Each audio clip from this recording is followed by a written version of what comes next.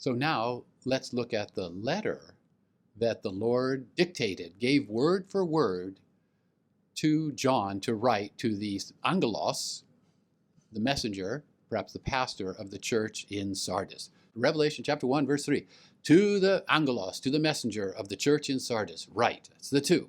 The from is, thus says the one who has the seven spirits of God and the seven stars. The seven spirits of God, as we talked about earlier, seems to be a apocalyptic style, maybe, reference to the Holy Spirit. And the seven stars are the seven messengers, which seem to be the seven pastors, maybe. They're the seven messengers. He has the Holy Spirit in his hand. He has the pastor in his hand. Maybe this, why does he do this? It's not as clear as some of the other from passages. Perhaps he does this because the pastor is going to need the Holy Spirit to do what he needs to do for this congregation. But we don't really know. There is some connection, but it's not clear. It's not obvious. I know your deeds. Of course, he says that to all the congregations. We're expecting praise here, but he says, I know your deeds, that you have a name that you are alive, but you're dead. That's not praise. But you're dead, that's criticism. So where's the praise? It's not there.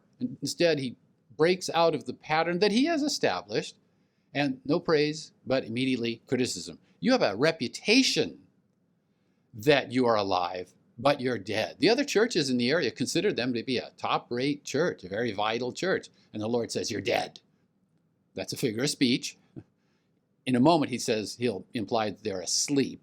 So, okay, what that really means. All right. Then immediately, verse 2, command.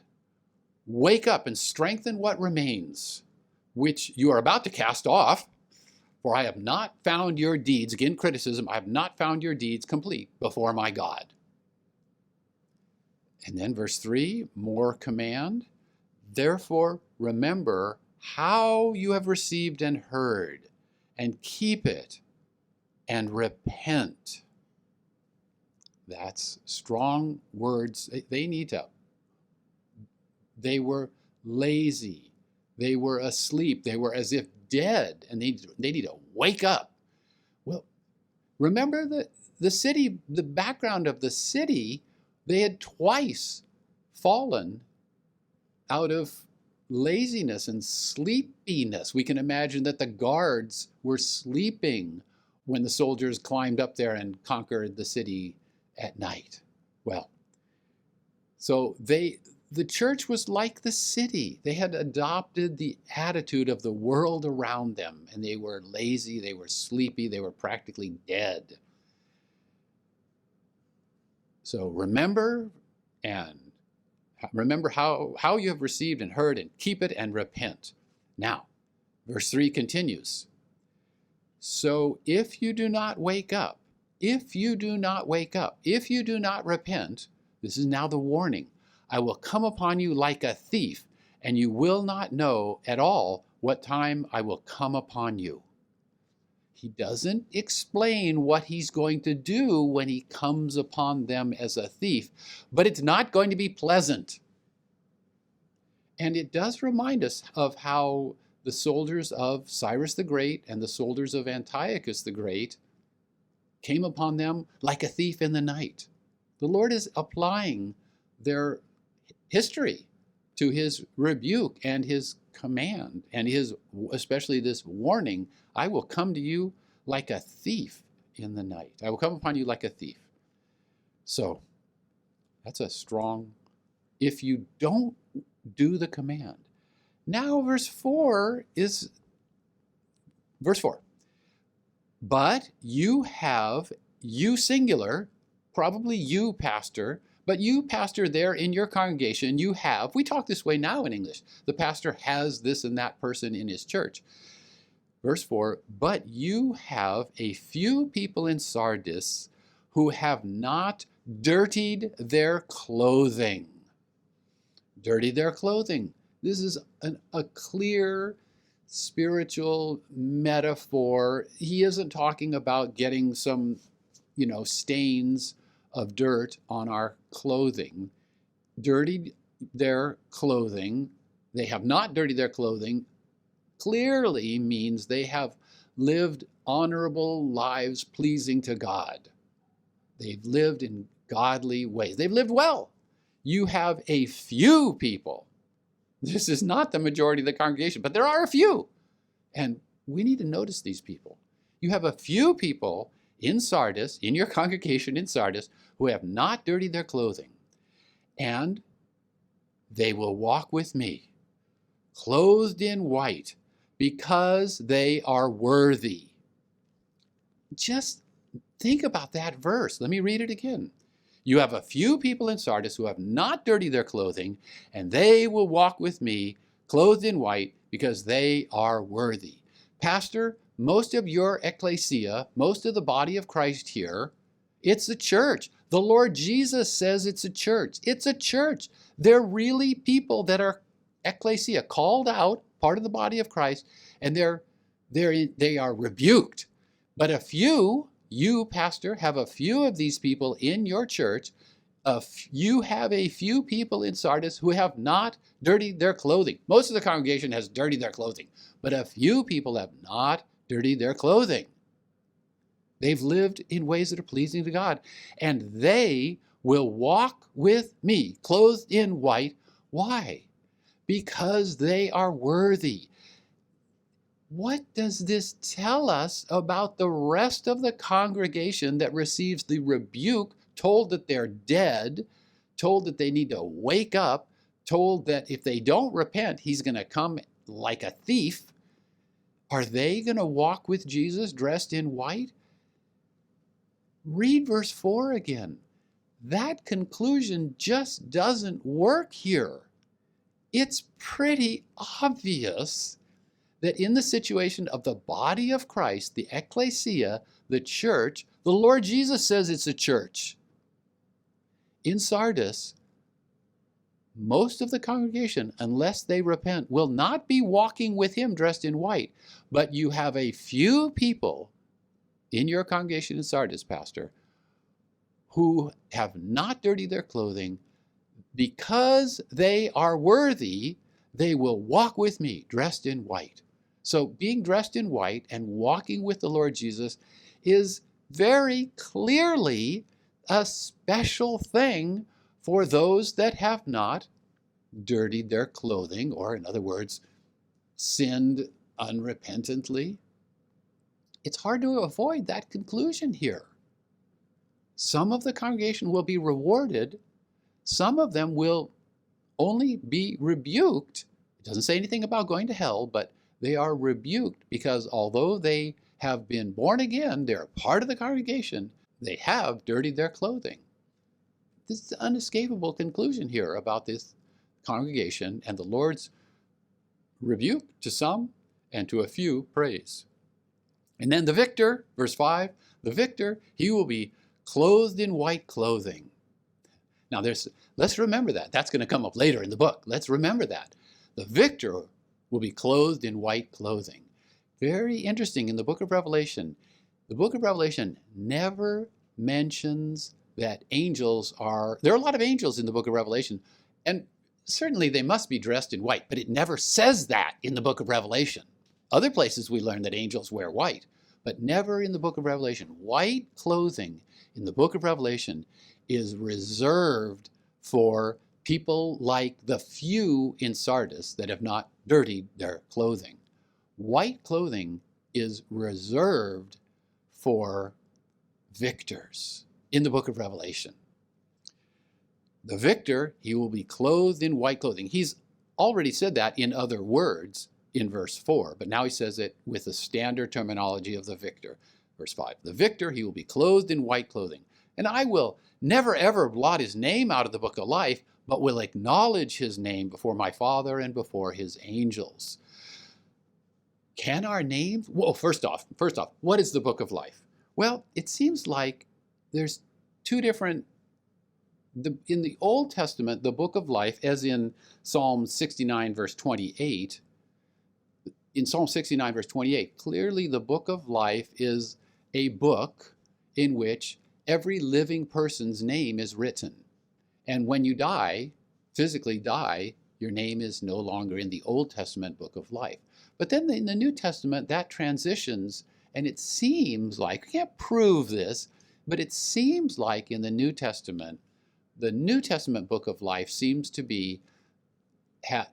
contain a list of all the names of the saved people. All of the people that have believed in Jesus have their name in the book of life in the New Testament. So I will never ever blot his name out from the book of life. Wait, can we get our name blotted out from the New Testament book of life? Can we lose our salvation? You might think that, but I want to explain two things here. First, he says, never ever. Now, that's my translation. It's in Greek, it's the double negative, ou me. A double negative is bad English grammar. We were not allowed to talk that way when we were learning English grammar in school. If we ever said to our English grammar teacher in school, I ain't got no money, we would be rebuked. You're not allowed to use double negatives in English, but it's perfectly acceptable in Greek grammar.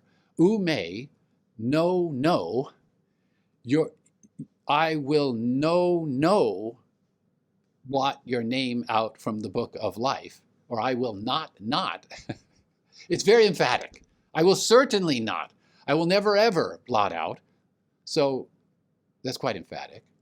The other thing is that there's a figure of speech going on here, because he says, I will never ever blot out his name from the book of life, but will acknowledge his name before my Father and before his angels. This is called a litotes. It's a figure of speech. When we see someone with something very nice, we say to them, oh, that's such a nice coffee mug. How much did that cost? And they say, oh, it wasn't cheap. What does that mean? Does it mean, do you take that literally? Oh, it wasn't cheap. Oh, what do you mean? No, if the person says it wasn't cheap, it means it was expensive. And so here the Lord is saying, I will never ever blot his name out from the book of life. Far from that, I will acknowledge his name before my Father and before his angels. So the text doesn't say if you do dirty your clothing, you're going to get your name blotted out from the book of life. It doesn't say that. What it says is, far from blotting out your name from the book of life, if you're a victor, I will confess your name, acknowledge your name before the Father and before his angels. So this speaks of a great ceremony someday, after the Lord returns. Someday. You can just imagine this. We've all been to graduation ceremonies. Mr. Smith, come up here and get your doctoral degree. And so Mr. Smith goes up and he shakes a hand and he receives it. And everybody hears Mr. Smith's name acknowledged before everybody. Well, that's nothing. That's wonderful. Man gets a PhD. That's great.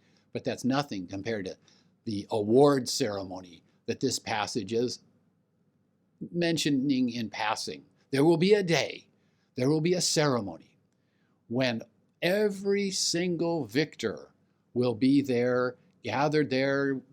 We don't know the details, and then he'll say, Mr. Henry Smith, come up here. And then he will acknowledge the great work of Henry Smith to the Father and to all of his holy angels. They will all hear. Perhaps they'll applaud. We don't know what the custom is in this, but the Lord Jesus is not going to blot out anybody's name. But if you want your name to be acknowledged before the Father and all those angels, how do you get that? Live like this. Don't live like this. Be like those few in the church in Sardis that did not dirty their clothing. What a wonderful promise. And there's no threat here of loss of salvation. And then in verse 6, we again read the verse that each of the 7 letters has. The one who has an ear, let him hear what the Spirit says to the churches. With that, the letter closes. So in review, this letter was written to the pastor and the congregation of a church where most of the people were just lazy. But there were a few that didn't dirty their clothing. They lived in ways they lived like this. They lived in ways pleasing to the Lord Jesus. They were promised white clothes and to walk with Jesus. Walk with Jesus. What a wonderful promise. What a wonderful promise. You know, none of us will probably ever walk with a prime minister or a president or a king. It just won't happen. Or even a member of parliament. That's not going to happen. But here's a promise from the King of Kings. If you live like the good people in the church in Sardis, you will walk with me. But the others, the lazy believers there that just didn't really take anything serious in their Christian lives, they will experience a sudden and painful visit from the Lord. He's going to come like a thief. That's not a pleasant visit. Thieves' visits are never pleasant. So, is this your church? Does this describe your spirit? Are you a sleepy Christian, or are you a faithful Christian among a lot of sleepy Christians? Take this letter, read it, see the implications that it has for you. And for all of us, let's read this letter and understand more clearly that there are born again, saved believers that are going to enter the kingdom of heaven, have eternal life, and enter the kingdom of heaven, but with no special reward there. Just enter. And there are others that are living diligent, faithful, loving Christian lives. They don't dirty their clothing, and they will walk with the Lord Jesus, dressed in white. That is his promise. Let's take this letter and let's meditate upon it. Let it strengthen our hearts and encourage us to be living the way we need to live.